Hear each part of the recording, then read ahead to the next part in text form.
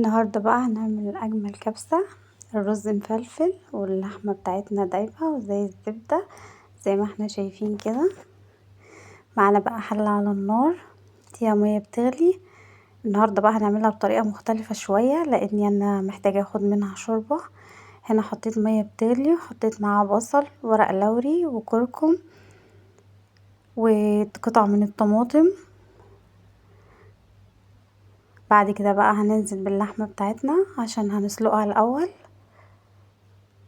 بالشكل ده. بعد كده هنغطي عليها بقى ونسيبها لحد ما تستوي خالص وتبقى معانا بالشكل ده. اللحمة هنا بتاعتنا كانت استوت بقى. هناخد منها بقى الشوربة اللي احنا عايزينها والباقي نعمل بيه الرز. معانا حلة هنا على النار فيها برضو معلقة من السمنة ومعلقة كده من الزيت. هننزل بيهم في الحلة بتاعتنا. وبعد كده هيبقى معانا بصلة مبشورة هننزل بيها برضو معانا على السمنة والزيت كده ونقلب فيها لحد بس ما البصلة تصفر كده تاخد معانا لون بسيط كده. هي مش هتاخد معانا وقت خالص. هنا كده كانت البصلة معانا بقى اخدت لون كده. بعد كده بقى هننزل بالتوابل بتاعتنا. لو عندك توابل من بتاعه الكبسة حطي منها عادي، لكن انا شاريه كيس التوابل ده جاهز وعلى فكرة هو حلو وادى طعم جميل معايا للكبسة وللرز.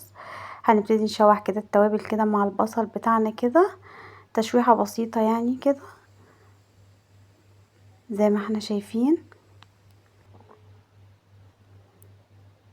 بعد كده بقى هننزل باللحمة طبعا بعد ما سلقناها. هنا اللحمة كانت معانا مستوية طبعا.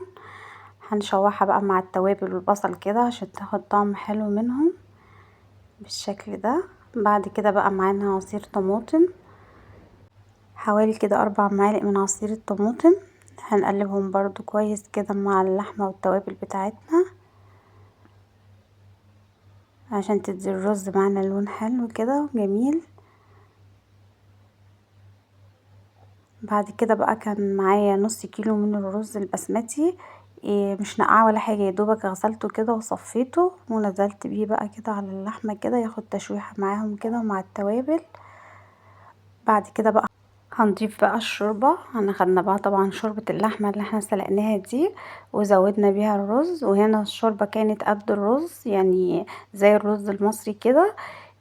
تحطي الشوربه قد الرز علشان الرز يطلع معاكي مفلفل. وبعد ما يتشرب لو لقيتيه لسه ني شويه ممكن تزوديه شويه شوربه صغيرين خالص ما تكترلهوش يعني عشان يبقى معاكي مفلفل ومش معجن ويبقى معاكي بالشكل الجميل ده زي ما احنا شايفين كده.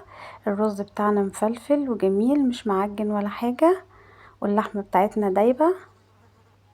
ولو حابة برضو تجربي التوابل الجاهزة دي جربيها على ضمانتي، بس خلي بالك بقى من الملح وانتي بتحطيه لان هي فيها نسبة ملح. يا رب ان شاء الله الوصفة تعجبكم النهاردة وتكون وصفة سهلة وبسيطة كده على قلوبكم. وان عجبتكم بقى الوصفة فضلا وليس امرا ما تنسوش بقى اللايك والاشتراك في القناة. واشوفكم ان شاء الله في وصفة جديدة وفيديو جديد على خير.